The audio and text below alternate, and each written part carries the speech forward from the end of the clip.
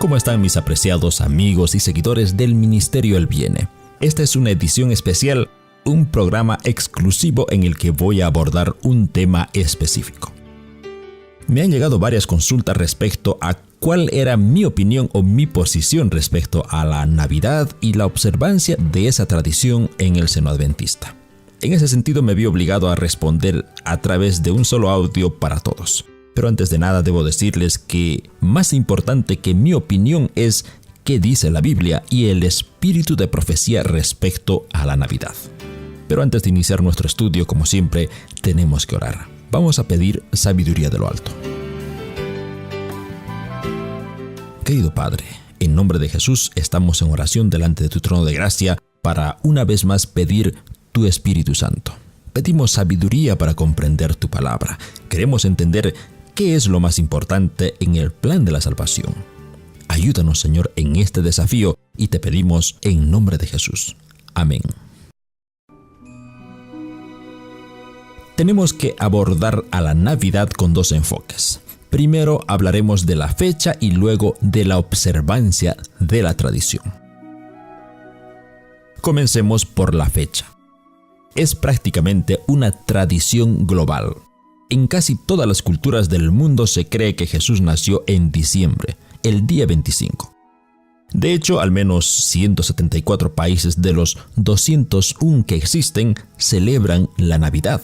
Pero la Biblia nos da algunas luces. Digo algunas porque en realidad no está revelado. En ninguna parte de la Biblia se revela el día o la fecha exacta del nacimiento de Jesús. El año sí, pero no el día ni el mes. Ahora, la pregunta es, ¿por qué no está revelada la fecha del nacimiento de Jesús? Por una simple razón, porque en el plan de la salvación, es decir, en la encarnación de Cristo, lo más importante no era el día del nacimiento de Cristo, sino la victoria de Jesús sobre el pecado. ¿Recuerda usted, mi querido amigo, el día de la muerte de Moisés? Dice el relato bíblico que Moisés se despidió del pueblo y luego subió al monte Nebo y allí murió. La gente, muy consternada por la pérdida, subieron a buscarlo y nunca lo encontraron. Dios mismo lo había enterrado y luego Él mismo lo resucita y se lo lleva al cielo. Así está relatado en el libro de Judas. Pero, ¿por qué Dios obró en secreto? ¿Por qué les ocultó el lugar de su sepultura? Fue para evitar la idolatría. Los hebreos apreciaban tanto a Moisés como un padre, y Dios no quiso que el cuerpo muerto de Moisés fuese idolatrado y su mente se desvíe del verdadero objetivo de la tierra prometida, Canaán. Así, el día del nacimiento de Jesús no fue revelado a los hombres por la misma razón que no fue revelado a los hebreos el lugar de la sepultura de Moisés. Como dijimos al inicio, en el plan de la salvación es vital comprender acerca de cómo el ser humano puede obtener la victoria sobre el pecado. Jesús vivió 33 años en este mundo. Durante todo ese periodo, Él se mantuvo fiel, sin pecado. Fue tentado en todo, dice la Biblia. Fue presionado por el diablo y hasta lo sumo, incluso hasta la muerte, y aún así no pecó. Eso lo convierte en nuestro Redentor y nuestro sustituto. Hoy día la tradición navideña, con todos sus artilugios consumistas y complejidades coloridas, no hacen más que desviar la atención de lo que es más importante en el plan de la salvación, es decir, la muerte de Cristo y su victoria sobre el pecado. En ese sentido, la Navidad es un invento del mayor enemigo de las almas.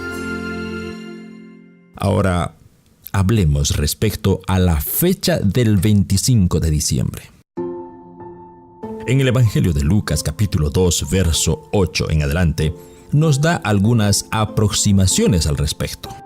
Dice el relato de Lucas que un grupo de pastores de ovejas estaban pernoctando en el campo, es decir, mientras ellos dormían en el campo junto a las ovejas, a sus rebaños, les apareció un ángel del Señor con gran gloria para anunciarles que había nacido en la ciudad de Belén el Mesías, el tan esperado Salvador del mundo.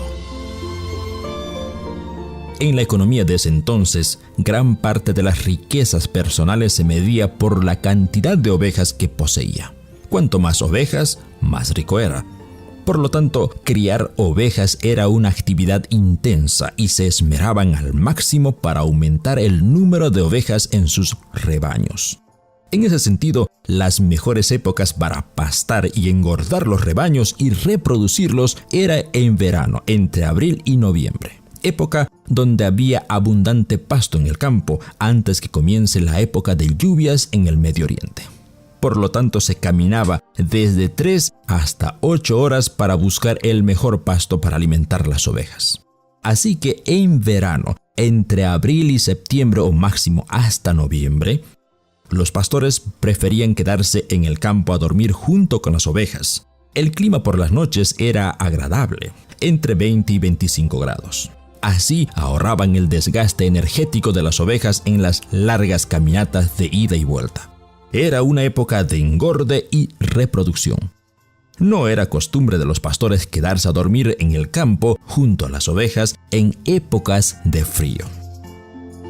¿Sabe usted que en el hemisferio norte el otoño comienza el 22 de septiembre, cuando ya caen las temperaturas, y el 22 de diciembre comienza el crudo invierno? Los inviernos suelen ser fríos y húmedos en las montañas de Judea. Pueden bajar de 6 a por debajo de los 0 grados centígrados por la noche. Según la costumbre de los pastores, en épocas de frío ellos deberían estar escondidos en algún establo y no así durmiendo en el campo, tal como dice el relato de Lucas. Por lo tanto, el nacimiento de Jesús no fue en el frío invierno de Palestina, sino entre la primavera de abril y el otoño de noviembre.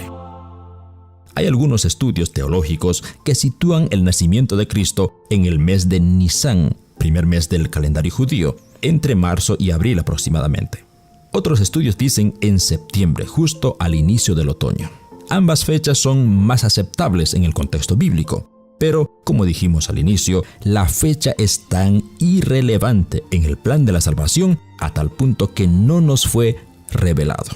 Sin embargo, lo más importante, que es el comprender la muerte de Cristo, sí está revelado y con gran amplitud a través de toda la Biblia.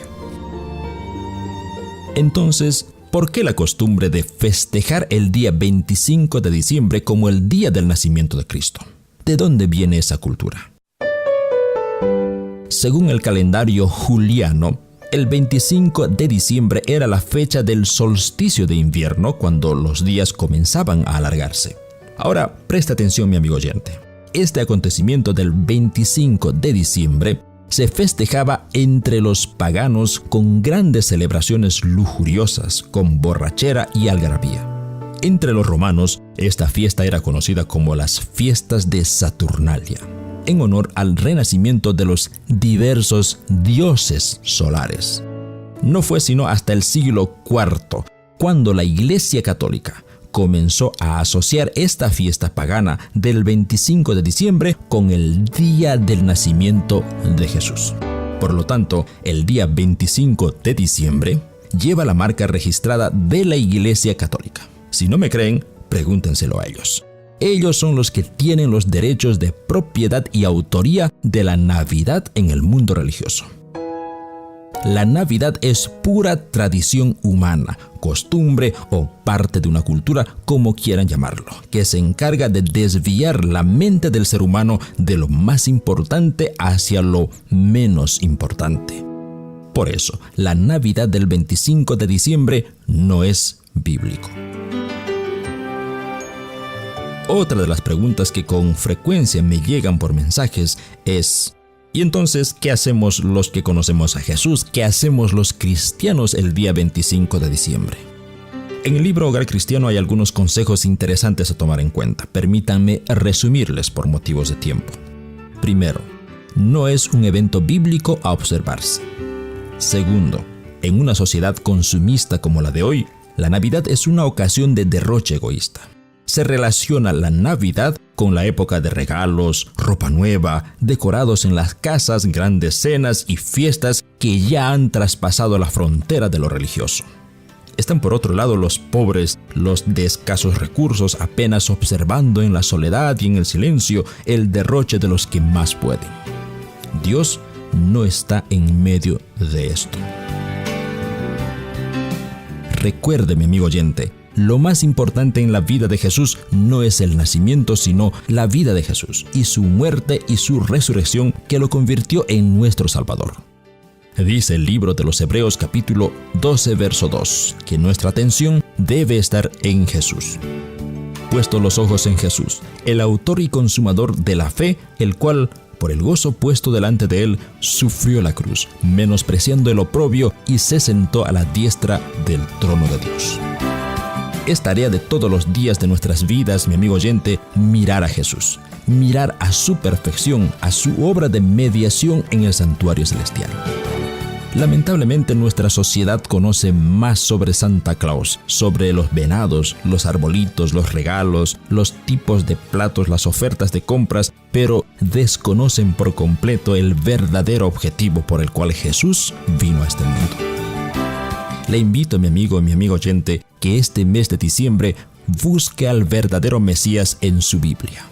Lea el libro de Isaías, lea las historias originales de Jesús en los Evangelios, lea el libro de los Hebreos, entonces usted comprenderá que la verdadera Navidad está en otro carril y no en lo que la sociedad acostumbra hacer en el día 25 de diciembre. Oremos a Dios. Padre nuestro que estás en los cielos, te damos gracias por haber venido a este mundo para dejarnos un ejemplo de vida recta. Gracias, Señor, porque entregaste tu vida por nosotros. Ahora te pedimos que transformes nuestras vidas y nos ayudes a vencer el pecado así como tú venciste. Habilítanos para ello, Señor, y queremos que tu venida a este mundo tenga un sentido real en nuestras vidas. En nombre de Jesús te pedimos. Amén.